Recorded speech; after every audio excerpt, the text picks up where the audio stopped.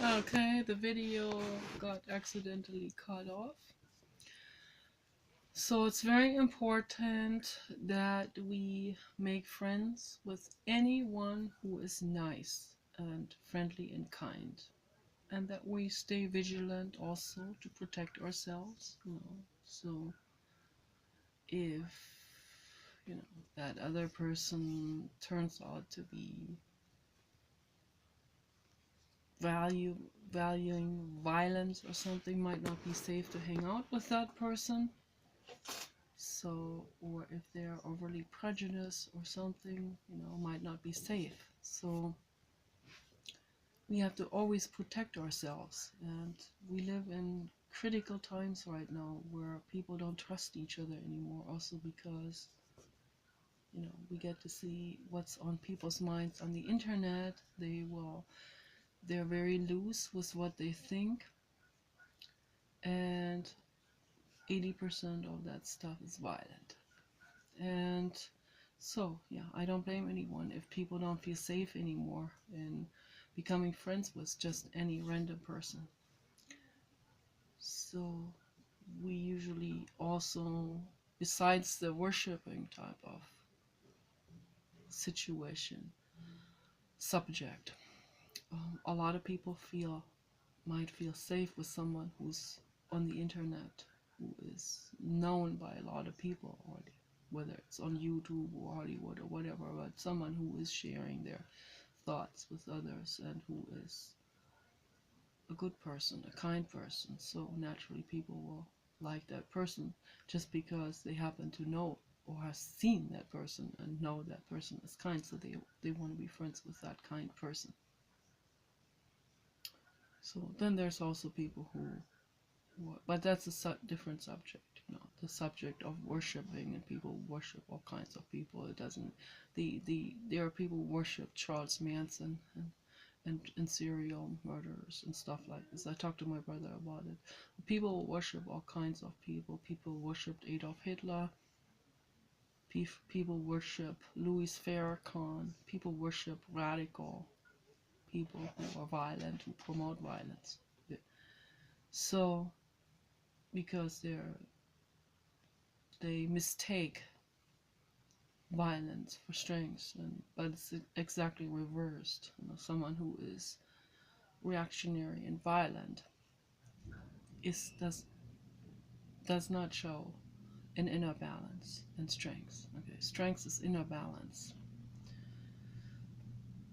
So if you are balanced on the inside and you are a peaceful person, you don't want violence. It's very important to know that. And there's so many thoughts going through my head, and all of these things tie in with one another. I see a lot of worshipping going on in general. Worshipping is really awful. Also ties into on the same in the same way. Ties into this people, into religiousness, and into people wanting to pride themselves by wanting to be liked, wanting to be good, wanting to they use terminology they don't even understand, really, like forgiveness. They want to forgive and tell someone it's okay what you did. No, it's not okay what they did, and they need to own up to it. Okay, if we tell them that's okay what they did, then they don't own up to it. They don't learn from the mistakes. People need to learn from their mistakes, or we can't make the world a better place. It's very important.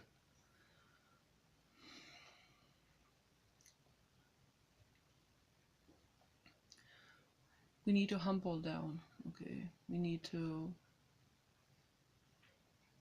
uninflate our egos. We need to dissolve our egos. We need to stop the discriminating, against people in terms of who is more impressive, or who is this or that, or has more prestige. But we need to completely dissolve prestige. That needs to be completely dissolved. Prestige and any kind of prestige thinking has to be dissolved. any kind of nobility type of fake, false nobility type of thinking. Noble according to their money and status and stuff like that. That's not noble. Noble is someone who has a good heart, who cares, who puts other living beings before himself or herself. That's noble. That's peaceful. That's making the world a better place. Okay, that's what I'm trying to inspire people with. So I don't know. I don't know if I word myself understandably enough with these videos. So I don't know if I'm being understood correctly. I sometimes have the feeling that people don't understand what I'm saying. They don't seem to kind of get it. A lot of people don't get it. Like, for example, when I talk about vanity and all of these things and the superficialness and this and the gender dance and the mating dances and the hung upness on of men wanting women to have makeup on their faces, and then someone telling me men want feminine women, better put some makeup on. It's like, you didn't listen to my video, you didn't take the time to listen to my video, or you would understand what I'm talking about. I often use my life as an example for it, because my life's right here, so I can report about it and say, yeah, this is happening, and I can use this as an example, either a good or bad example, right, in order to make something more clear, something more understood. I am the person I know the best, so the examples usually come out of my own life. It doesn't mean I'm crying and wanting advice from anyone on anything. You can give me advice, but yeah, I might not find that advice very respectful, or you know, the advice might just show me the same old thinking, and it shows me that people don't watch my videos all the way through. And I recommend you to do this. You can do something else, you don't have to sit there in meditation, which would be good to do, but you can use my videos to fall asleep with. I do this myself. That works too. But you can do sewing, you can do something craftsy while you watch the videos.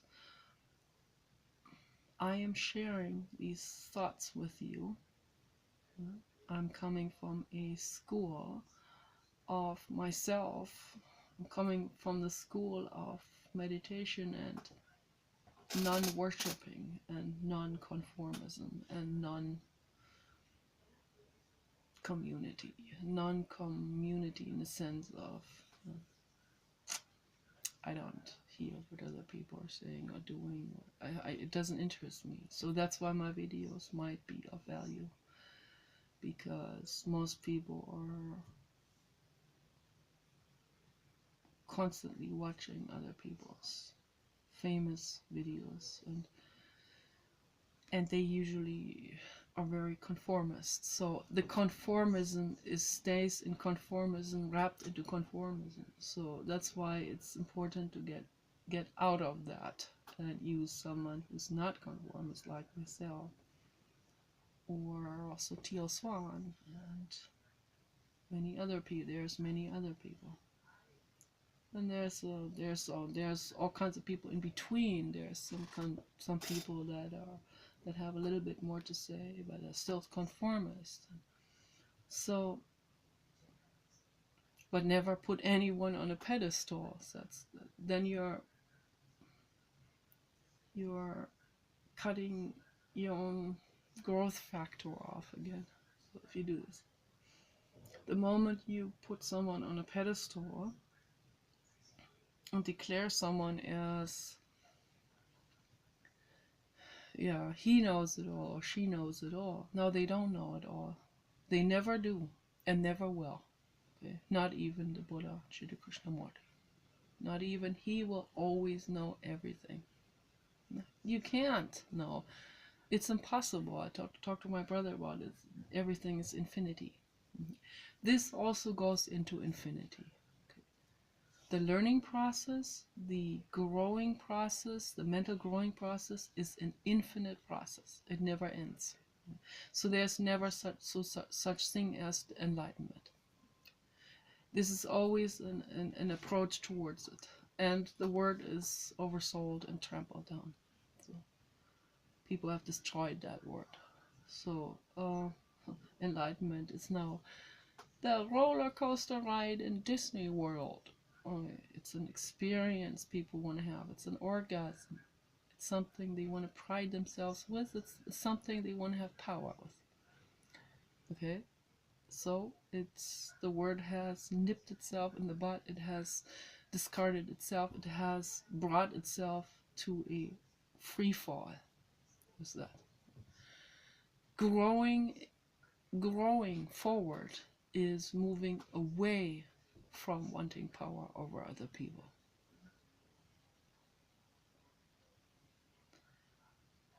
All of us are narcissistic.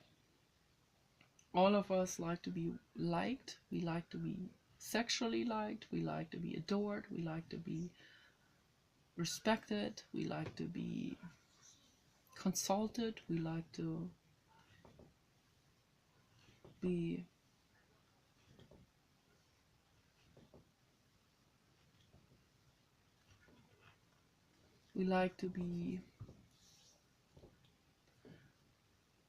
adored, like to have pretty clothes, we like to have money, and all of these things. It's all happening. So none of us is free from it, and not even Sri Krishnamurti, and he freely admitted that. He said he likes fast cars and beautiful clothes, and he had every right in the world to have that, to use that. He has given up wealth and empires and the status of the world savior that was given to him by the Theosophical Society. He rejected it purposefully because if he had taken that status, it would have voided that what he has to teach to us. So what his message was, that still doesn't mean he has to live like an asketist or has to be this breatharian guru or something. There's nothing wrong with being breatharian or being an asketist, but that is not the ultimate end goal of being a proper messenger. So being a proper messenger means you have to first of all clean yourself out, your whole system, your brain. You have to aspire towards this. You have to be working towards this. You can still be living hedonistically. You can still enjoy pleasures. There's nothing wrong with pleasures also. Very important. He talked about this all the time. Jiddu Krishnamurti is Gautama Buddha. I saw some other people have understood that too. It's just an energetic knowledge. It's just there. We feel it when we're really tuned into it. We feel it. Gautama Buddha has rejected his empire. He has rejected his prince status. He went out into the world because he wanted to really live with the poor people in order to really understand them, to really hear them, what they have to say. So out of this grew his enormous wisdom, and the message became very loud and clear. The infinite message. That was love and peace for all living beings equally much. It can be said lightly like a song like this, and people will, well, it sounds pretty, and then they go on with their lives and they exploit and they continue with their vanity and their corporatism. and the message has gone in here and out here, and it's just flew by them without settling a seed in their minds. So a messenger cares and wants these seeds to settle in other people's minds. A messenger is just it's just a vessel. You know? A messenger is just someone who deeply understands that this message needs to come into the world in order to make the world a better place. Messenger is someone with a very, very, very good heart, kind, caring heart, someone who suffers with others. That doesn't make the messenger suddenly way up here and everyone down there. No, the messenger is just someone who understands that message and the importance of the message and brings the message across. In any way they can figure out how to bring this message across. So the Buddha was the manifestation of the infinite cosmos, and he came in many different forms. A lovely, lovely being.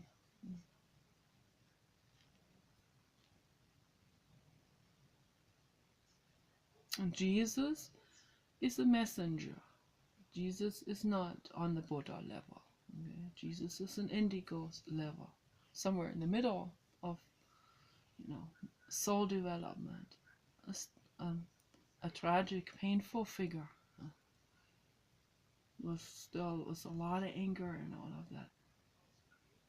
Yeah, he came back as Joan of Arc. A tragic, painful existence. Okay, painful. A messenger.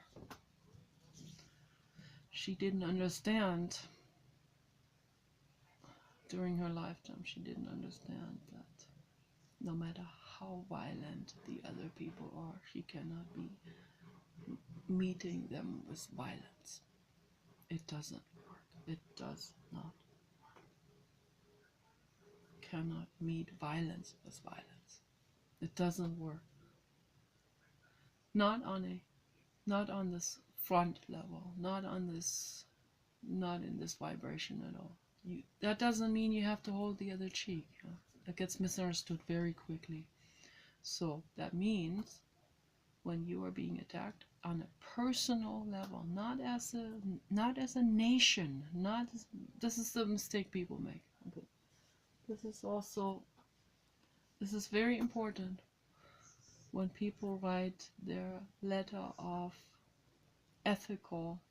their ethics letter to the German government, when men want to be exempt from the military, so they write an ethics letter, but then they have to do something else. They have to go into paramedic work and stuff like this. But just for years, I don't something like this. My brother wrote that letter of ethics, and my mother helped him with this.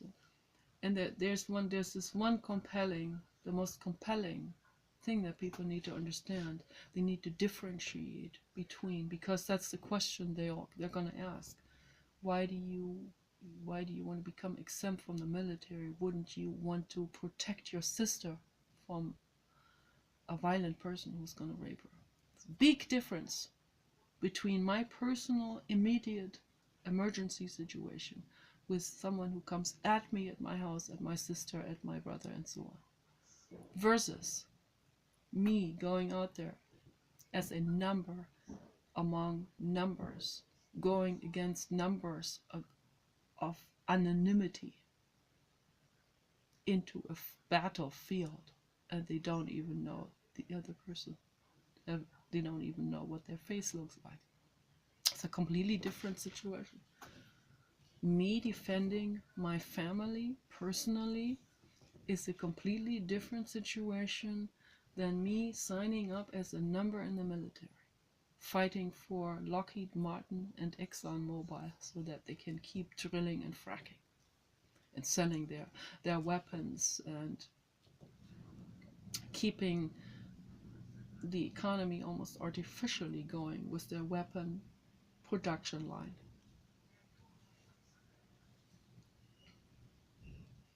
Make flowers instead of weapons is my message to the world. And you can be part of that. You can be part of that movement of making the world a better place by not signing up for the military and serving fracking, drilling, and weapon manufacturing. And that entire war business and war economy. Let's make a love economy. Would be much better. And I mean real love. You can also make a sex economy still better than war and weapon industry. Make a sex and red light district industry. That's not love either, but they sell it as that. But a real love economy is built on healing, crystal healing, and natural, holistic, all these different holistic means like the crystals and rocks and whole foods and veganism and raw food and juices and wonderful herbal teas and yoga and meditation and nature hikes and introspection, going into yourselves and taking responsibility for your own faults. A military person will never take responsibility. He'll say, the government made me do it. He didn't have to sign up for it. Ultimately, it is all of your responsibility what happens to you. Even if you have accidents, it is your responsibility.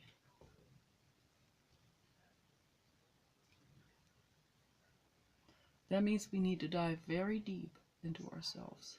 This is very important.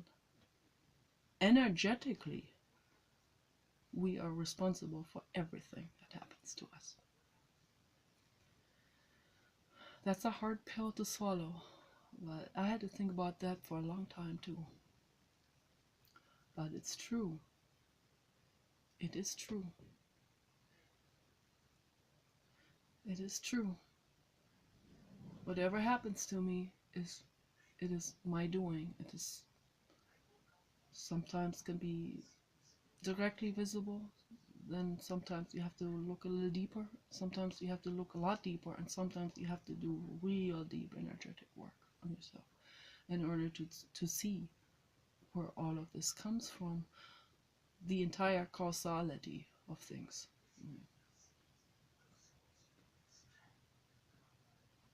And when we get all of this, really get all of this, totally get it, then we know that the only approach to life is through kindness, gentleness, and peacefulness with all living beings. That means I cannot eat any more pigs or cows or birds or fish. That's what that means. I cannot be supporting the chain reaction and the cycles of destruction. It means you are responsible for the pigs in crustacean crates where they can't even turn around themselves. Gestation crates.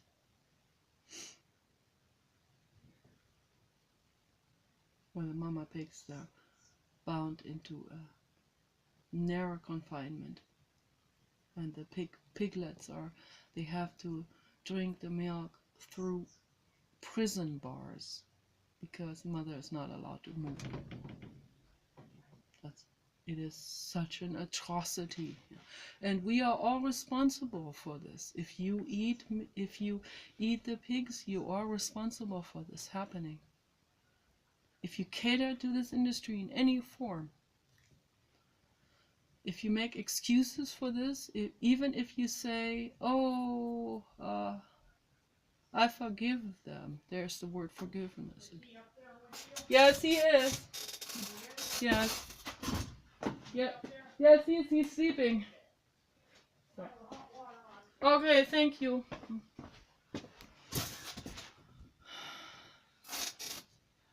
So, we can't be holding the other cheek. We can't say, oh, yeah, it's their business what they eat and all of this.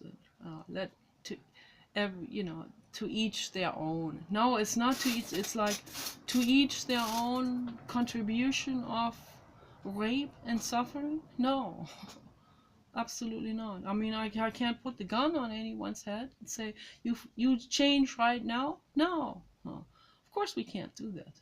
But we can also not say, hey, to each their own, and yeah, go ahead with your raping and plundering. No,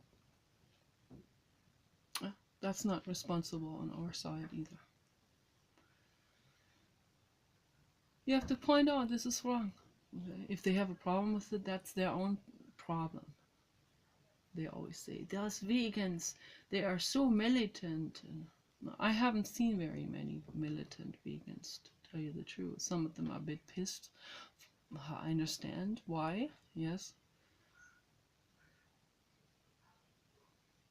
There are also infiltrators.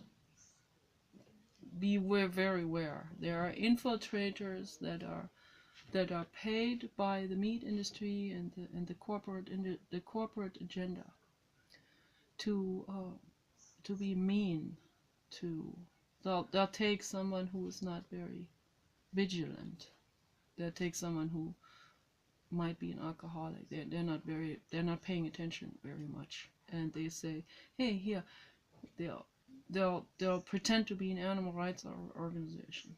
The imposter of some animal rights organizations, and say, I've seen all of this already happening, and they'll say, here, you can make a few bucks. Yeah, I want you to get real mean and aggressive with the meat eaters. The reason why they do this, because they want to make the animal rights people look bad. That's what the industry wants to do. They do it in any kind of means they can figure out. So they hire people who need money, who need quick cash, and who might be drug addicts and alcoholics, or young, or just inexperienced in terms of psychology and any of these things. So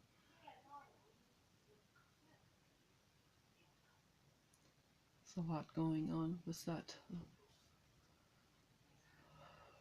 That's why I make these videos, to bring more awareness about all of these things. This is so incredibly important.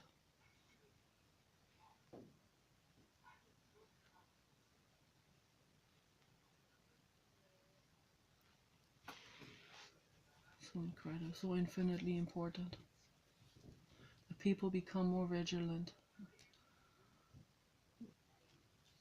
The corporate agenda, they're about profit maximization and nothing else. So they only think ahead in terms of profit maximization, not in terms of making the world a better place.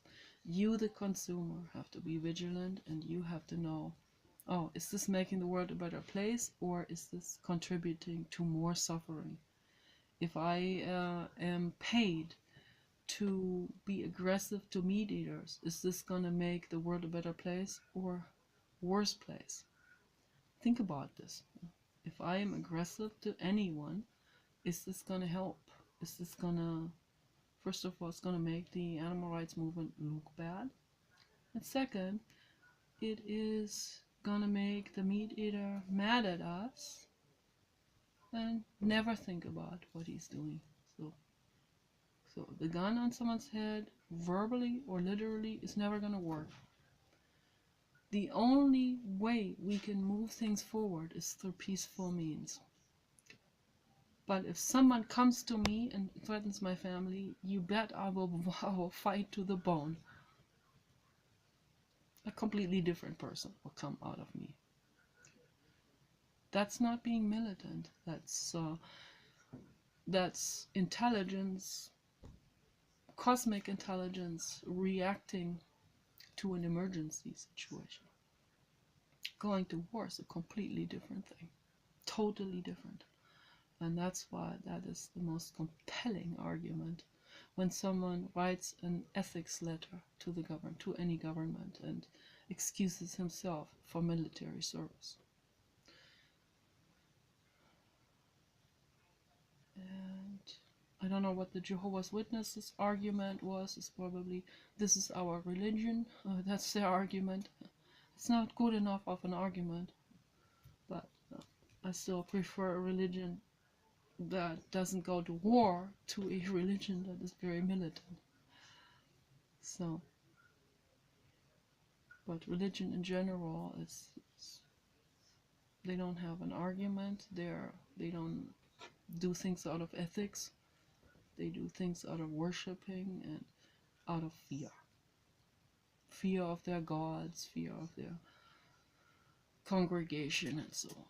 That's not thinking intelligently, and that's not being balanced on the inside. Being balanced on the inside is me being completely free from religion and standing on your own 2 feet. That's freedom from dictation from humanity.